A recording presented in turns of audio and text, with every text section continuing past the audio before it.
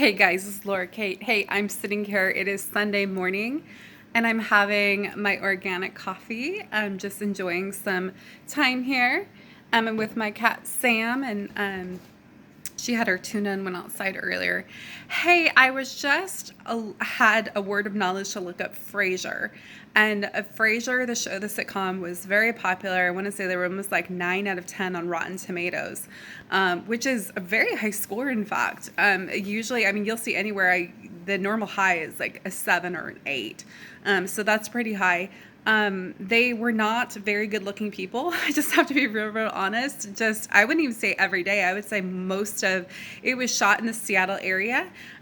Well, the background, I don't know where it was actually shot, but where they say what the location was Seattle. And so a lot of their headshots or like promo shots are with a, stage with the Space Needle behind them. And, I loved going up in the Space Needle. I've had dinner there several times. It's a very iconic piece.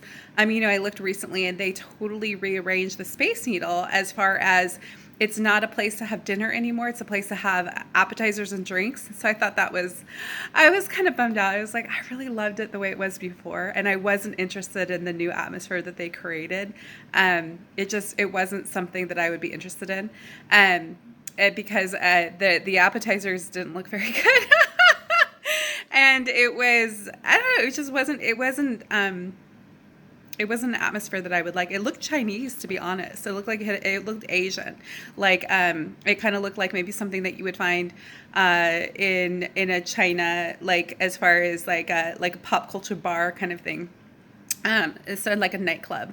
But I don't know who the new owner is. I didn't look that up. Atmosphere wise, I just wasn't super interested in it.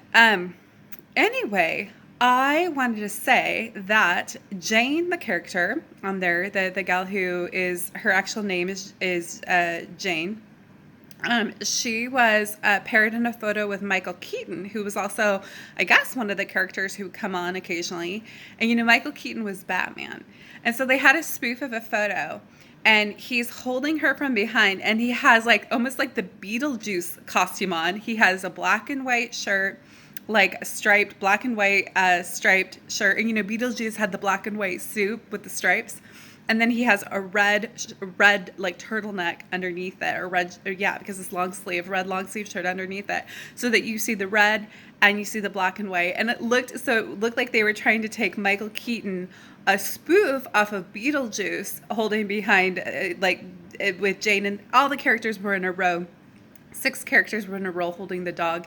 And so it's one of those things where, Frasier was kind of a spoof of a lot of things. But it was interesting and entertaining to see Michael Keaton come in as that we know well as Batman, come in as a spoof off of a Beetlejuice. Oh my goodness, that's an unforgettable movie, right? From the past. Jane's expression was hilarious, to be in fact. Like, it looked like she was laughing as they were taking the photo shoot. Like, she couldn't handle how funny it was. So anyway, yeah. It's almost like a big surprise. Wait, you guys, wait and see what we have for you.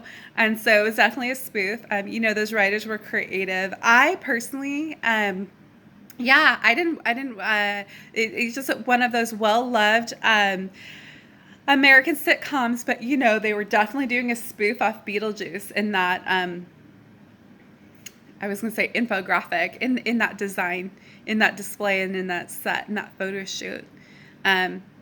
There's a lot of actors and actresses and different sitcoms. They'll do spoofs off different shows and different things. Especially, you see that all the time in Saturday Night Live, right? So these spoofs, it's so entertaining in the American culture, and especially when people can identify it. And it kind of, there's like brainiacs that are like, oh my God, that's that, and then oh my God, you paint that picture as Batman and as Beetlejuice. But it was Jane and Michael Keaton doing a spoof on Beetlejuice, it looked like, in a normal Friends lineup. All right, in the normal Frasier Friends lineup, because Friends was another show, which Friends sort of did their own lineup. All right, this is Laura Kate.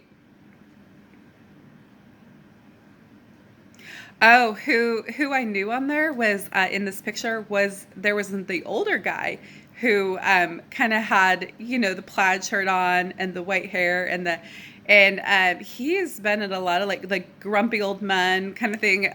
He's definitely played in a lot of. He could be like the grandpa of everybody. He was at the front of the line of the six paired. I didn't catch what his name was as far as one of the characters, but they had the normal four that you always would see play, and then they had Michael Keaton and then the old grandpa figure who I believe he was in Grumpy Old Men, but he's been in like those kind of crotchety old men movies kind of thing. Funny guy for sure, for sure. Not well dressed, definitely the Midwest kind of look. Definitely not Seattle. Definitely not Seattle. He definitely had kind of that Midwest look. Almost like what maybe an ex-farmer would look like. Or an ex-fisherman. Definitely Midwest. This is almost like country folk being presented, like as Seattle, like in a sense. And